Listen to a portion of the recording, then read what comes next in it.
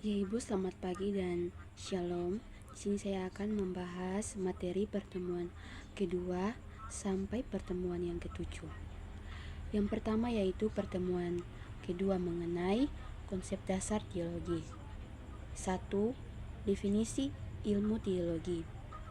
Ilmu teologi adalah studi tentang Allah dan hubungannya dengan manusia dan dunia. Teologi berasal dari kata Yunani theos yang berarti Allah dan logos yang berarti ilmu atau pengetahuan. Ilmu teologi adalah upaya untuk memahami dan menjelaskan tentang Allah, sifatnya, dan hubungannya dengan manusia dan dunia.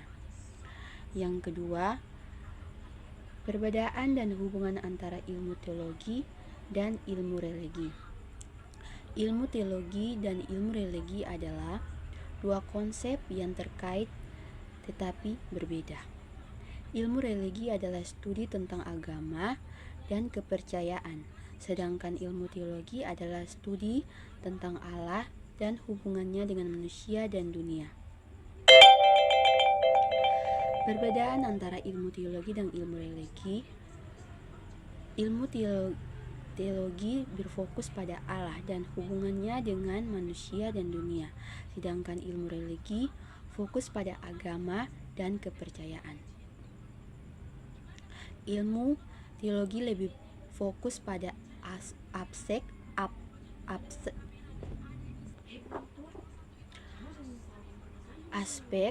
teoritis dan filosofis, sedangkan ilmu religi lebih fokus pada aspek praktis dan ritual. Hubungan antara ilmu teologi dan ilmu religi yaitu ilmu teologi dan ilmu religi saling terkait dan mempengaruhi satu sama lain. Ilmu teologi dapat membantu memahami dan menjelaskan tentang agama dan kepercayaan, sedangkan ilmu religi dapat membantu memahami dan menjelaskan tentang Allah dan hubungannya dengan manusia dan dunia. Yang ketiga, ilmu teologi dan spiritualitas. Ilmu teologi dan spiritualitas adalah dua konsep yang terkait. Ilmu teologi dan dapat membantu memahami dan menjelaskan tentang Allah dan hubungannya dengan manusia dan dunia. Sedangkan spiritualitas adalah pengalaman dan praktik untuk mendekatkan diri dengan Allah. Ilmu teologi dapat membantu spiritualitas dengan memberikan pemahaman yang lebih dalam tentang Allah dan menghubungkannya dengan manusia dan dunia. Membantu memahami dan menjelaskan tentang pengalaman spiritual, memberikan pedoman dan prinsip untuk hidup. Spiritualitas dapat membantu ilmu teologi dengan memberikan pengalaman dan praktik yang nyata tentang Allah dan hubungannya dengan manusia dan dunia. Membantu memahami dan menjelaskan tentang ilmu teologi dalam konteks yang lebih praktis dan rasional. Yang berikut materi pertemuan ketiga, yaitu secara ilmu teologi. 1. Tahun 100 sampai 600 gereja kuno. Periode ini dikenal sebagai periode praktik, yaitu periode di mana para bapak gereja mengembangkan dan mempertahankan ajaran Kristen. Tokoh-tokoh penting: Origenes, Athanasius, Agustinus, Irenaeus, Cyprianus. Ilmu teologi pada periode ini pembelaan terhadap ajaran Kristen, pengembangan doktrin Kristen, penafsiran Alkitab, pengembangan liturgi. Karya-karya penting: Ilnarche, Apologi, Tritate Constitutiones. Konsil-konsil penting yaitu Yerusalem, Konsil Nikeus, Konsil Konstantinopel. Yang kedua tahun 600 1500 abad pertengahan. Periode ini dikenal sebagai periode skolastik, yaitu periode di mana ilmu teologi dikembangkan melalui metode skolastik, logik, dan filsafat. Tokoh-tokoh penting: Thomas Aquinas, Maximus, Bonaventura, Dus Scetus. Ilmu teologi pada periode ini mengembangkan doktrin Kristen melalui metode skolastik, penafsiran Alkitab, pengembangan teologi sistematif. Karya-karya penting: Summa Theologica, Journal Homo Intertarium Mystiindrum. Konsil-konsil penting: Konsil Lateral, Konsil Lyon, Konsil Vianem. Pada periode ini ilmu teologi dikembangkan melalui metode skolastik, yaitu dengan menggunakan logika dan filsafat untuk memahami ajaran Kristen. Tokoh-tokoh seperti Thomas Aquinas dan Anselmus dan mengembangkan teologi sistematik dan mempertahankan ajaran Kristen dan seragam filsafat, paganisme, dan heresi. Periode ini juga melihat perkembangan teologi matrix, yaitu teologi yang berfokus pada pengalaman spiritual dan konteks plastis. Tokoh-tokoh seperti Bonaventura dan Dus Scetus mengembangkan teologi mistik dan mempertahankan ajaran Kristen dari serangan rasionalisme. Yang berikut materi pertemuan keempat, membahas tentang sejarah ilmu teologi. 1. Tahun 1500 sampai 1700, referensi gereja dan perkembangan selanjutnya. Periode ini dikenal sebagai periode reformasi, yaitu periode di mana gereja Kristen mengalami perubahan besar dan perkembangan baru. Tokoh-tokoh penting: Martin Luther, John Calvin, Huldeya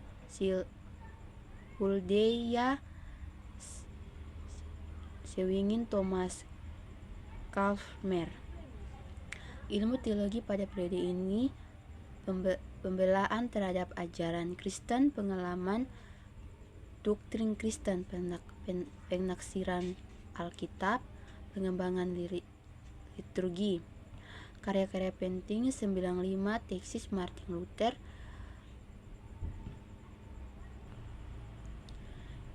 Intitio Christianae Religious, John Calvin, Book of Common Prayer, Thomas Calmer.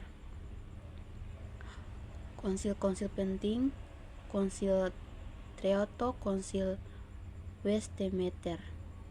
Pada periode ini gereja Kristen mengalami perubahan besar dengan munculnya gerakan reformasi yang dipimpin oleh Martin Luther, John Calvin, dan Huldrych Zwingli. Mereka mempertanyakan beberapa doktrin dan praktik gereja Katolik Roma dan mengembangkan ajaran Kristen yang baru. Yang kedua tahun 1700 1960 zaman modern. Periode ini dikenal sebagai periode modern, yaitu periode di mana ilmu teologi dikembangkan melalui metode ilmiah dan rasional.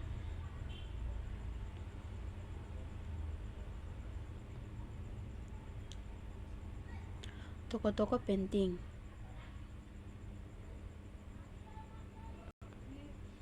yaitu Friedrich Schlemmer, Karl Barth, Rudolf Bultmann, Paul Tillich.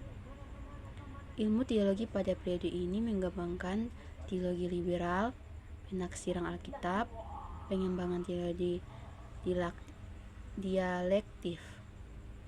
Karya-karya penting Der Calvin, Claude Friedrich, dan Rufan Purnaman. Pada periode ini, ilmu teologi dikembangkan melalui metode ilmiah dan rasional. Tokoh-tokoh seperti Friedrich Schlemmer, Karl Barth, dan Rudolf Bultmann mengembangkan teologi liberal dan mempertanyakan beberapa doktrin Kristen tradisional. Perkembangan ilmu teologi pada zaman modern. Pengaruh filsafat modern pada teologi Kristen. Yang kedua, pengembangan teologi liberal dan penaksiran Alkitab. Perdebatan tentang kelahiran Yesus Kristus dan kebangkitannya. Pengembangan teologi dialektif dan teologi eksistensial.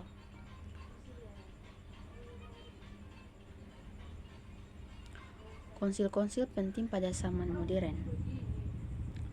Konsil Vatikan 1869 sampai 1870 memutuskan tentang kelahiran Paulus dan pengembangan doktrin tentang infalibilitas Paulus. Konsil Vatikan 1962 sampai 1965 memutuskan tentang pembaruan gereja dan pengembangan doktrin tentang ekumenisme. Yang berikut materi pertemuan kelima, yaitu sejarah ilmu teologi.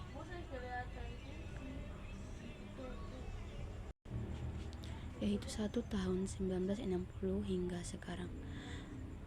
Ilmu teologi di dunia. Ketiga, perkembangan pendidikan dan ilmu teologi di Indonesia. Sejarah ilmu teologi di Indonesia dari tahun 1960 hingga sekarang telah mengalami perkembangan yang signifikan pada periode ini. Ilmu teologi di Indonesia mulai berkembang dan menjadi lebih konseptual. Perkembangan ilmu teologi di Indonesia. Pada tahun 1960-an, ilmu teologi di Indonesia mulai berkembang dengan berdirinya beberapa sekolah teologi seperti Sekolah Tinggi Teologi Jakarta STT Jakarta yang didirikan pada tahun 1934. Pada tahun 1963, Perhimpunan Sekolah-Sekolah Teologi di Indonesia Persertia didirikan untuk mengembangkan pendidikan dan pemikiran teologi di Indonesia.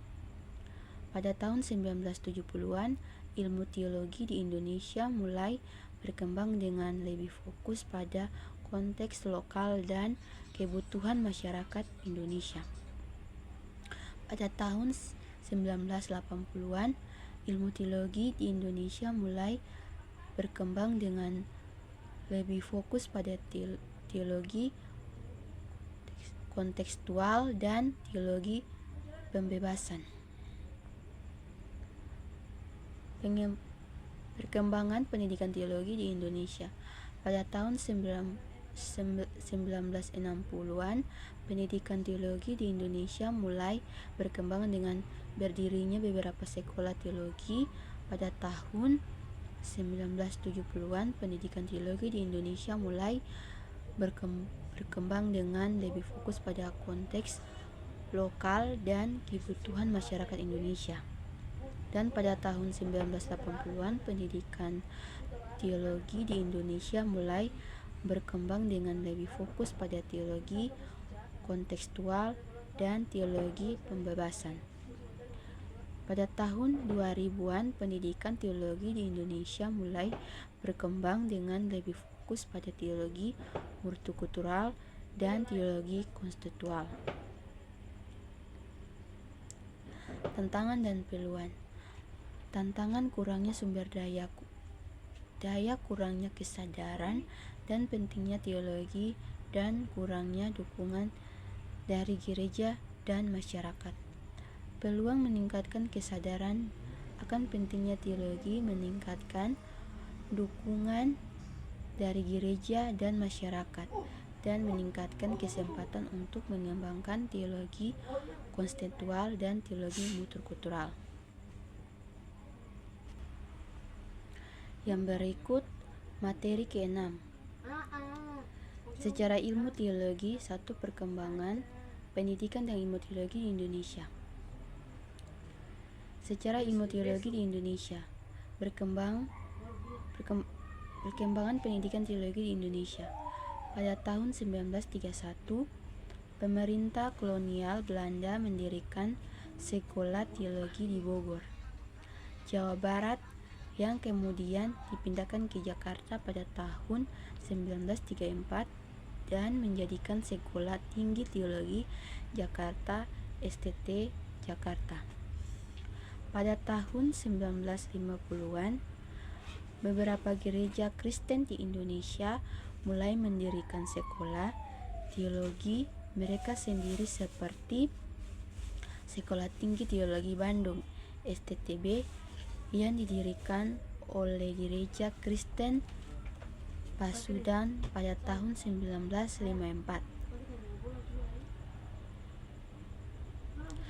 Dan pada tahun 1960-an, Perhimpunan Sekolah-Sekolah Teologi di Indonesia didirikan untuk mengembangkan pendidikan dan pemikiran teologi di Indonesia. Pada tahun 1970-an, beberapa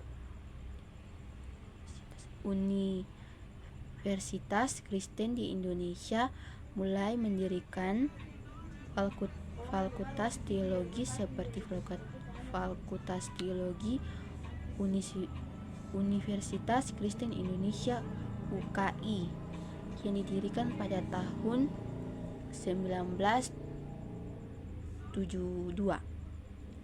Dan pada tahun 1980-an, beberapa sekolah teologi di Indonesia mulai mengembangkan program studi teologi kontekstual dan teologi pembahasan.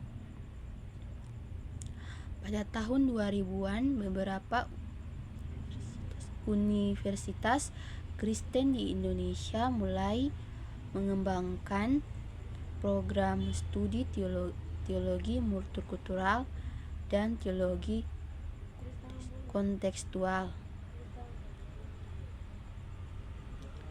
Perkembangan ilmu teologi di Indonesia.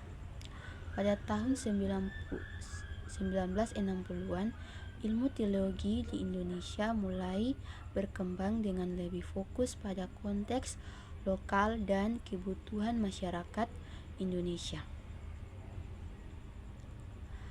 Pada tahun 1970-an, ilmu teologi di Indonesia mulai berkembang dengan lebih fokus pada teologi kontekstual dan teologi pembebasan. Dan pada tahun 1980-an, ilmu teologi di Indonesia mulai berkembang dengan lebih fokus pada teologi multikultural dan teologi kontekstual. Pada tahun 2000-an, ilmu teologi di Indonesia mulai berkembang dengan lebih fokus pada teologi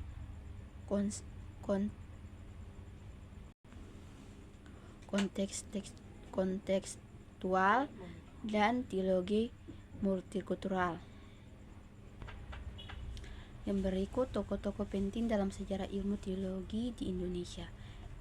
yaitu Dr.T.B. Simatupang, seorang teolog dan pendidikan teologi yang berperan penting dalam pengembangan teologi kontekstual di Indonesia. Dr. Jan Sinar Aritonang, seorang teolog dan pendidikan teologi yang berperan penting dalam pengembangan teologi multikultural di Indonesia. Yang berikut konsil-konsil penting dalam sejarah ilmu teologi di Indonesia. Konsil Gereja-Gereja di Indonesia KGI pada tahun 1950, konsil yang membahas tentang kesatuan gereja-gereja di Indonesia. Konsil Teologi Indonesia KTI pada tahun 1971, konsil yang membahas tentang teologi kontekstual dan teologi pembebasan. Konsili Teologi Asia KTA pada tahun 1990, konsil yang membahas tentang teologi multikultural dan teologi kontekstual. Yang terakhir, materi pertemuan ke-7, yaitu bidan bitlika. Yang pertama, perjanjian lama dalam gereja-gereja Kristen. Perjanjian lama atau PL adalah bagian dari Alkitab Kristen yang terdiri dari 39 kitab yang tertulis sebelum kelahiran Yesus Kristus. PL berisi tentang sejarah penciptaan dunia, perjanjian Allah dengan bangsa Israel, dan nubuat-nubuat tentang Mesias. Gereja-gereja Kristen memiliki pandangan yang berbeda-beda tentang PL, namun secara umum mereka mengakui PL sebagai bagian dari Alkitab yang otoritatif. Beberapa gereja Kristen memiliki kanon PL yang berbeda-beda, seperti Gereja Katolik Roma menggunakan kanon PL yang terdiri dari 46 kitab, termasuk kitab-kitab Deuterononika.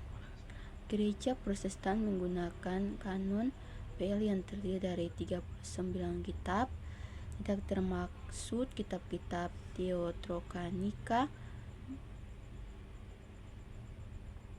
Gereja Ortodoks Timur menggunakan kanon PL yang terdiri dari 39 kitab, namun dengan beberapa perbedaan dalam penomoran dan susunan kitab-kitab. Yang berikut perjanjian lama menurut Biblia Hebraica.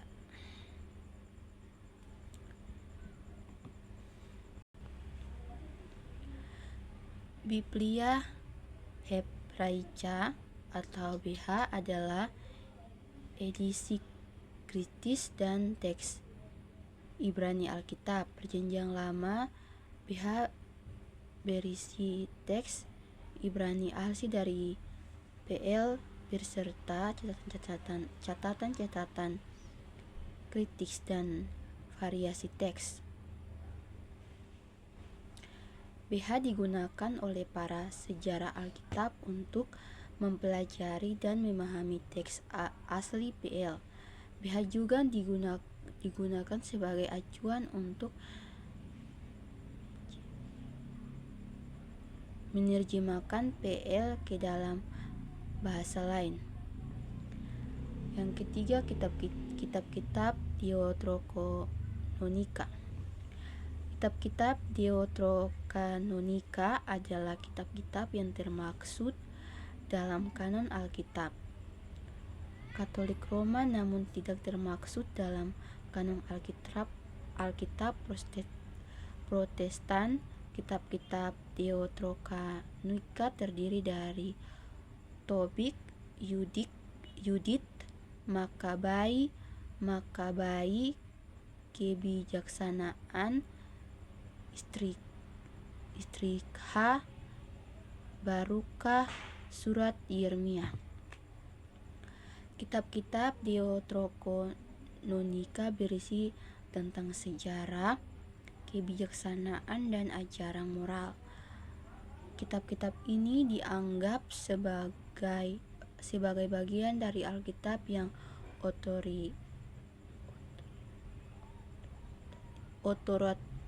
otoritatif oleh Gereja Katolik Roma, namun tidak oleh Gereja Protestan. 4. Kitab-kitab Perjanjian Baru menurut Protestan maupun Katolik Roma. Perjanjian Baru atau PB adalah bagian dari Alkitab Kristen yang terdiri dari 27 kitab yang ditulis setelah kelahiran Yesus Kristus. PB berisi tentang kehidupan, kematian, dan kebangkitan Yesus Kristus serta ajaran-ajaran para rasul. Yang berikut kanon PB Protestan dan Katolik Roma sama, yaitu 4 Injil: Matius, Markus, Lukas, Yohanes. Kisah para Rasul, 13 surat Paulus, surat-surat Katolik, Yakobus, 1 Petrus, 2 Petrus, 1 Yohanes, 2 Yohanes, 2 Yohanes, 3 Yohanes, Yudas, dan Wahyu. Namun ada beberapa perbedaan dalam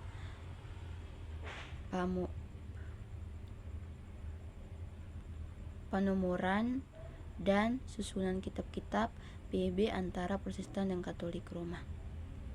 Demikian